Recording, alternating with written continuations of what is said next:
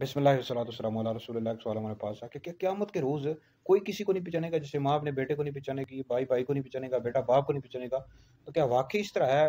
اور قیامت کا دن اتنا سخت، قیامت کا روز بہت زیادہ سخت ہوگا۔ اس حوالے سے بخاری شریف میں حدیث موجود ہے کہ قیامت کے روز جو سورج ہوگا یہ لوگوں کے بہت زیادہ قریب آ جائے گا، یہاں تک کہ اس کی تپش سے جو پسینہ ہوگا، لوگوں کا پسینہ ہوگا، نصف کانوں تک پہنچے گا۔ لوگ پھر حضرت آدم علیہ السلام سے مدد مانگنے جائیں گے، پھر حضرت موسیٰ علیہ السلام سے، پھر آخرکار نبی کریم علیہ السلام سے مدد مانگنے جائیں گے۔ تو بالکل کوئی قیامت کے روز کسی کے کام نہیں آئے گا۔ ماں بیٹے کو نہیں پیچھے، ہر کوئی کسی کو یہ پڑی ہوگی کہ اللہ رب العزت ہمیں بخش دے اور ہماری بخشش فرما دے۔ تو سارے پھر لوگ نبی کریم علیہ الصلوۃ والسلام کی بارگاہ میں جائیں گے اور نبی کریم علیہ الصلوۃ والسلام شفاعت کریں گے کہ پہلے تو سب لوگوں کے لیے ہوگی شفاعت، جن کے لوگوں کا حساب شروع ہو، پھر اس کے بعد مسلمانوں کے لیے شفاعت ہوگی۔ مسلمانوں کے نبی کریم علیہ السلام مسلمانوں کی شفاعت کریں گے، جنہوں نے بڑے بڑے گناہ کیے ان کی بھی شفاعت کریں گے۔